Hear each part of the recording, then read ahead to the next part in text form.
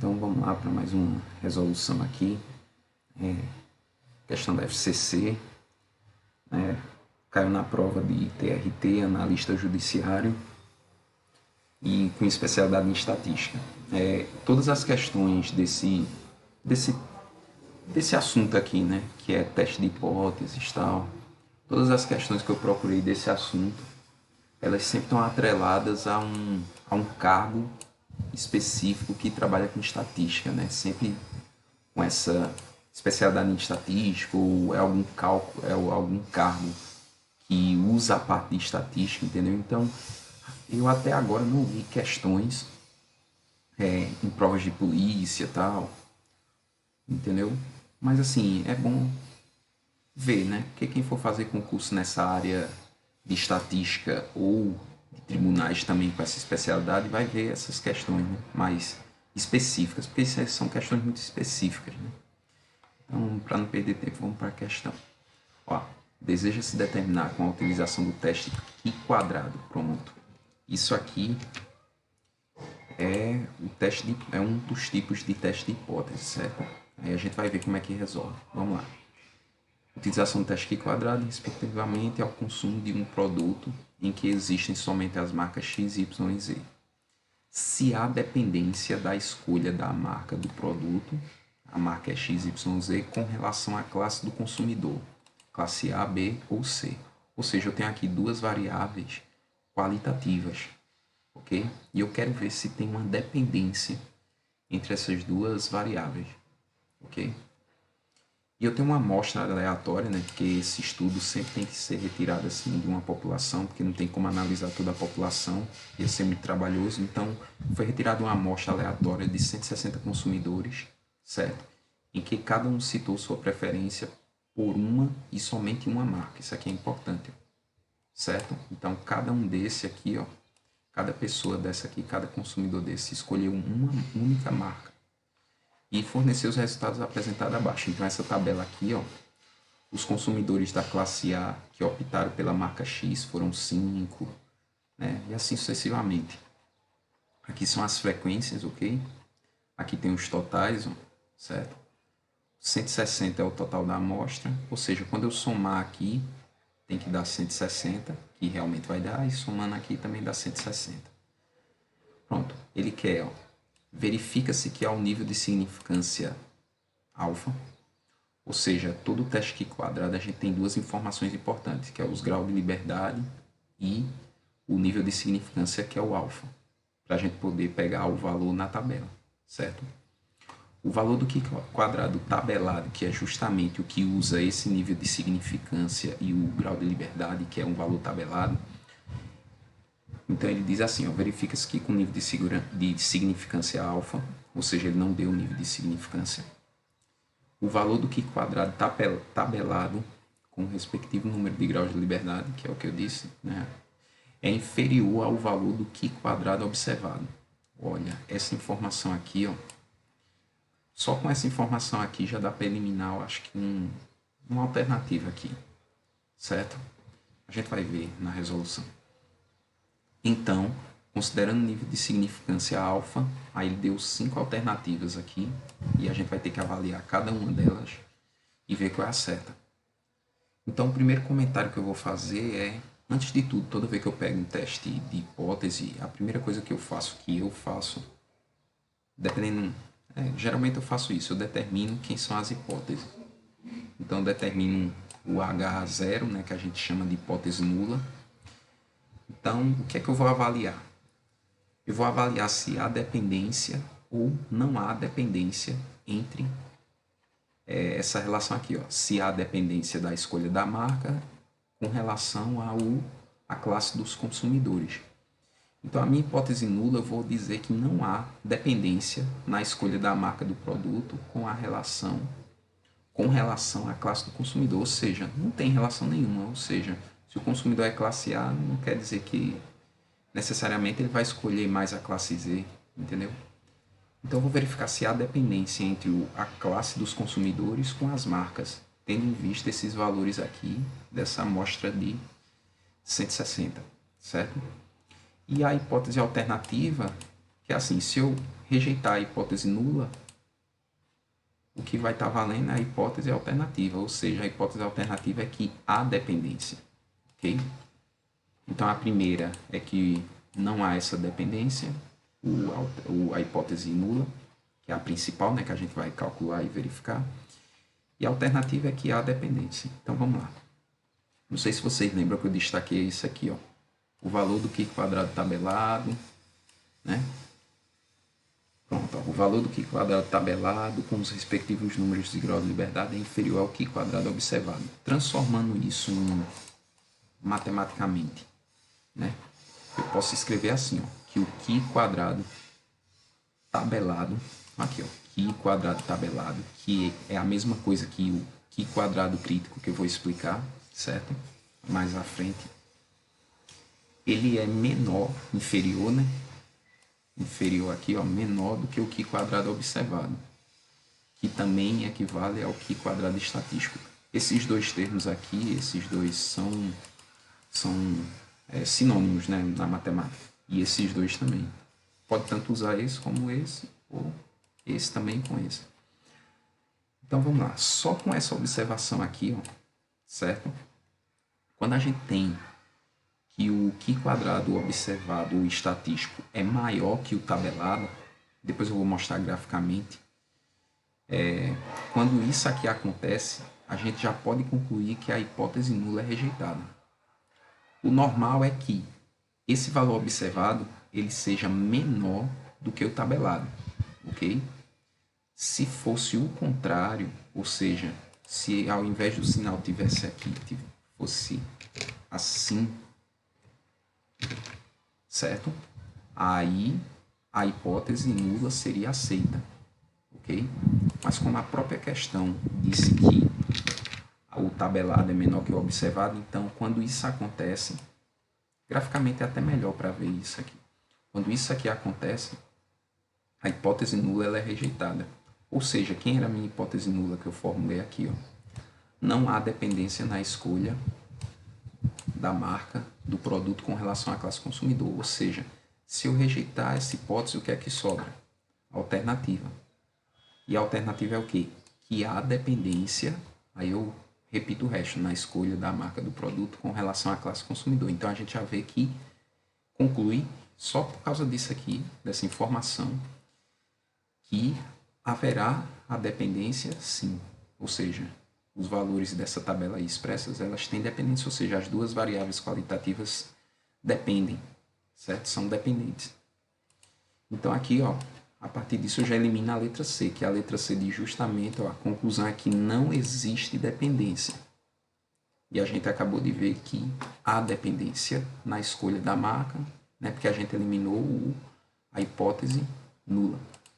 Então aqui eu já eliminaria a letra C, ok? Então já eliminamos uma só com a teoria e só com informação dada pelo enunciado, que foi essa aqui, ó. Agora vamos continuar. Sobre o grau de liberdade. Pronto. Ele não deu... como é que calcula o grau de liberdade? O grau de liberdade ele vai ser o seguinte. Ele é calculado com essa expressãozinha aqui. L menos 1. L significa o número de linha da tabela acima. Multiplicado por C menos 1. Onde C é o número de colunas da minha tabela. Desculpa. Então vamos lá. Quantas linhas tem essa minha tabela? 3. É a linha A, B, C, do consumidor A, B, C. E quantas colunas? 3, uma para cada marca. Então eu vou ter 3 linhas, 3 colunas. Quando eu fizer a subtração, 3 menos 1 dá 2, 3 menos 1 dá 2. 2 vezes 2, 4. Então aqui tem uma alternativa que fala, ó, o número de graus de liberdade do teste é igual a 8. Não. A gente acabou de ver que o número de grau de liberdade é igual a 4. Então a gente já eliminou a letra D. Então só com esses dois cálculos iniciais, essas duas, a parte teórica inicial, a gente já eliminou a letra C e a letra D.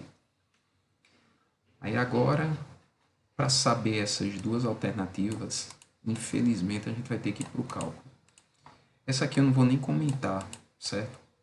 Eu vou deixar ela por último. Eu não vou nem comentar ela, certo? Eu vou priorizar essas duas aqui que tem cálculo. Por quê? Se eu concluir que essas duas são falsas, então ela vai ser a verdadeira, ok? Então vamos lá. Então, ó, agora eu vou determinar o valor do Qi quadrado tabelado, que a alternativa A fala dele. Ó, o valor do Qi quadrado tabelado é superior a 1,10. Vamos ver, vamos calcular. Como é que calcula ele? Esse Qi quadrado tabelado, ele é calculado aqui, ó. Para calcular ele é um valor tabelado. Eu chamo ele de crítico também, mas ele é o tabelado. Eu preciso do alfa, que é o nível de significância, certo? Ou seja, a probabilidade de erro, que é a região do gráfico mais na cauda, né? Aquela região do mais em direção à cauda. E eu vou precisar dos graus de liberdade, que a gente já calculou ali, né? Não precisava nem ter feito isso novamente, porque eu já calculei o grau de liberdade, que é 4. Então, o meu Qi quadrado tabelado vai ser alfa, 4. Só que, como eu não tenho o valor de alfa, não tem como eu ir na tabela. Cadê a tabela? Não tem como eu ir nessa tabela para verificar qual o valor, porque eu preciso aqui, ó. As linhas representam os graus de liberdade, ou seja, eu já sei que o grau de liberdade é 4, certo? Só que aqui, essa parte superior é o nível de significância, que a questão não informou. Então, não tem como eu cruzar essa linha com a coluna correspondente, porque eu não sei quem é o nível de significância. Então, eu vou deixar em stand-by essa resolução. Aqui, ó, não tem como encontrar o valor tabelado, já que a questão não forneceu alfa. Contudo, por essa informação aqui que ele deu, ó, lembra? Aquela informação que eu disse que ia ser primordial para resolver a questão. Então, com isso aqui, ó, eu vou poder responder e ver se a letra A e a letra B estão certas ou erradas, ou certo? Então, eu vou partir disso aqui novamente, que isso aí foi afirmado pela questão, é a única certeza que a gente tem da questão, certo? E como é que calcula? Como é que o tabelado eu já fiz aqui, né? Não tem como saber, mas o observado tem como eu calcular. Como é que calcula o Qi quadrado observado? A gente usa essa fórmula aqui, ó. Somatório das linhas multiplicado pelo somatório das colunas dividido pelo total da amostra. Aí, geralmente, para ficar mais fácil, eu pego essa tabela aqui, ó, e transformo nessa aqui. Certo? Vamos lá. O que significa isso? Isso aqui é o E de esperado, certo? Linha 1, coluna 1. Aqui, ó, linha 1, coluna 1. Ou seja, a linha 1 corresponde ao consumidor A. Lembra? É igual ao consumidor A. E a coluna 1, ela é representada pela marca X. Eu não coloquei para não ficar tanta letra em número. Então aqui é representado pela marca X. Ok? Certo. Aí como é que eu vou calcular usando essa fórmula aqui? Essa fórmula. O somatório das linhas, o somatório da linha 1 multiplicado pelo somatório da coluna 1. Então, o somatório da linha 1 seria esse aqui, ó, 32. Aqui, ó, vou retornar. Eu vou copiar isso aqui e colocar aqui para a gente observar. Ó. Vejam só. Então, vamos lá. Agora ficou mais fácil. Somatório da linha 1, 32, multiplicado pelo somatório da coluna 1, que dá 20. Eu só vou usar agora aqui os totais. Ó. E dividido por 160, que é o total da amostra. Quando eu fizer esses cálculos, 32 vezes 20 dividido por 160 vai dar 4. E assim eu continuo. Ó.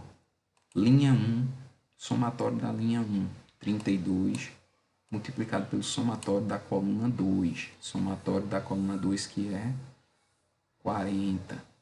Dividido por 160, que é o espaço, que é a amostra. Quando eu fizer esse cálculo, vai dar 8. E assim sucessivamente. Certo? É linha 1, somatório da linha 1, 32, vezes coluna 3, 100, dividido por 160, 20. E assim sucessivamente. Ok? Essa tabelinha aqui eu faço já para facilitar. Ó. Já tinha o somatório aqui, não precisava nem estar olhando aqui. Ó. Certo? E esse valor em vermelho aqui é o valor da amostra que ele deu na questão, 160. O Pronto, depois que eu fiz esses valores esperados, aí agora eu vou ter que relacionar esses valores, que são chamados de valores observados, e esses valores, que são os valores esperados. Ou seja, eu vou relacionar essas duas tabelas. Aí eu gosto de fazer assim. Eu faço outra tabela, certo? Onde aqui eu vou colocar os valores observados, que é essa primeira tabela aqui, ó, 5, 8, 19, 5, 8, 19, 6, 10, 32, 6, 10, 32, 9, 22, 49, 9, 22, 49, valores observados. E os valores esperados são 4, 8 e 20, 4, 8 e 20, 6, 12 e 30, 6, 12 e 30, 10, 20 e 50, 10, 20 e 50. Pronto. Quando a gente chegar aqui nessa tabela, ou seja, quando a gente tiver os valores esperados e os valores observados, aí é que a gente efetivamente vai calcular o Q quadrado observado. Aí já vai utilizar essa outra fórmula aqui, ó. Para calcular o Q quadrado observado, é só fazer o somatório de todas as frequências observadas, subtraindo a frequência esperada, elevando ao quadrado, dividindo pela frequência esperada. O que isso aqui quer dizer? Vamos para essa primeira linha aqui. Observado é 5. Então, eu boto 5 menos o esperado, que é 4. Elevo essa subtração ao quadrado e divido pela frequência esperada, que é 4. Segunda aqui, ó, 8 é o observado. Então, vai ficar 8 menos a frequência esperada, também é 8 nesse caso. Elevar tudo ao quadrado, tudo não. Só a subtração, a diferença. E divido pela frequência esperada. Então, isso aqui você vai fazendo para tudo. Observado menos esperado, 19 menos 20, eleva ao quadrado, ó, dividido pelo esperado. Aí vai fazendo de tudinho, um a um. Depois que fizer tudo isso aqui, certo? Aí a gente vai calcular efetivamente. Como assim? 5 menos 4, 1. Aí vai ficar 1 elevado ao quadrado dividido por 4. Ou seja, 1 elevado ao quadrado dividido por 4 vai dar 1 quarto. Ok? E assim sucessivamente. 8 menos 8, 0. 0 ao quadrado dividido por 8. Certo? E assim sucessivamente. Quando eu terminar todo esse cálculo, que aqui é só cálculo, a gente vai chegar nessa expressão aqui, ok? E para resolver isso aqui, aí também continua cálculos algébricos, tá? Soma de frações, aí tira o MMC de todos esses denominadores, que vai dar 300, eu já calculei. Quem quiser calcular é só fatorar aí e calcular o MMC. Aí o MMC é 300, aí divide pelo de baixo, multiplica pelo de cima, de cada um aqui. Quando resolver toda essa situação aqui, dessa soma dessas frações, a gente vai ficar com essa fração aqui, ó, 326 sobre 300. Quando eu dividir isso aqui, vai dar mais ou menos isso aqui, ó, 1,08666, né? Ou seja, uma dízima periódica aí. Ok? Ou seja, esse valor que eu encontrei aqui é do observado, ok? Do Q quadrado observado. Voltando para aquela expressão inicial, ele diz que o observado é maior do que o tabelado. Então, a gente já pode concluir o quê? Que se o observado equivale a 1,08666, a gente já pode concluir que a alternativa A está errada. Por quê? Porque a alternativa A diz que o valor do Q quadrado tabelado é superior a 1,10. Com certeza não é. Por que não é? Porque, veja, aqui, ó, 1,08 está aqui, 1,010 está aqui. Então, não tem como esse valor ser maior do que esse, né? Isso aqui é uma reta numérica, uma reta real, né? Onde eu botei os valores aqui para ficar mais fácil de visualizar. Então, a alternativa A já está errada. E ainda eu posso concluir que a alternativa B será correta. Por quê? O que é que diz a alternativa B? Que o valor do Q quadrado observado é superior a 1,606, inferior a 1,10. E, de fato, isso acontece. Ó, o Q quadrado observado é isso aqui que a gente calculou. Ele deu 1,08. É só observar aqui, ó. 1,08. Posso desconsiderar esse 6666. 1,08 está entre 1,06 e 1,10. Então a alternativa B é a alternativa correta. E quais são os possíveis valores? A questão não pede isso, isso aqui eu estou indo mais além. E quais seriam os possíveis valores do Qi quadrado tabelado? Seriam esses aqui, ó. Quais são os valores que são inferiores a esse valor observado aqui? 1,08. Aqui já é 1,923, então esse aqui já não entra. Então é daqui para cá. Então os possíveis valores de alfa do nível de significância seriam esses aqui, de 0,9, 0,95, 0,975, certo? Mas isso aqui não cai na questão, então não vou falar sobre isso para não confundir a questão, né? Agora essa questão eu achei bem interessante, bem complexa, trabalhou com muitos conceitos de teste Qi quadrado, né? E assim, eu espero ter ajudado, né? Qualquer dúvida é só entrar em contato pelo blog ou até pelo próprio YouTube, né? Que esse vídeo vai ficar disponível no YouTube. Então, até a próxima.